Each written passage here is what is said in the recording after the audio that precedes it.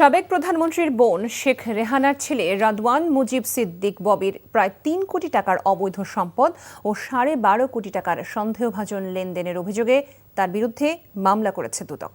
বিকেলে রাজধানীর সেগুনবাগিচায় দুর্নীতি দমন কমিশনের কার্যালয়ে সংবাদ সম্মেলনে সংস্থাটির মহাপরিচালক আক্তার হোসেন কথা জানান।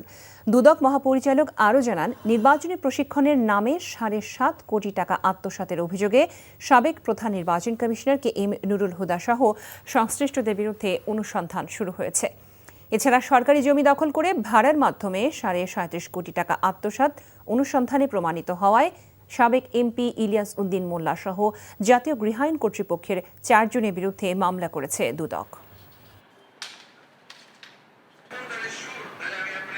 রাদওয়ান মুজিব সিদ্দিক, পিতা ডক্টর শফিক আহমেদ সিদ্দিক, মাতা শেখ রেহানা সিদ্দিক ১২ কোটি ৪৮ লক্ষ টাকারও বেশি অর্থ অস্বাভাবিক ও সন্দেহজনক লেনদেন করার অপরাধ অনুসন্ধানকালে প্রমাণিত হয়েছে। এই কারণে তার বিরুদ্ধে মানি লন্ডারিং প্রতিরোধ আইন ২০১২ সংশ্লিষ্ট ধারায় ইতিমধ্যে একটি মামলা রুজু করা হয়েছে। বান্ডেল থাকলে প্রতি সেনমানিতে টাকা বাঁচবে। বিকাশ সেনমানি বান্ডেল কিনে জিতুন প্রতি লেনদেনে।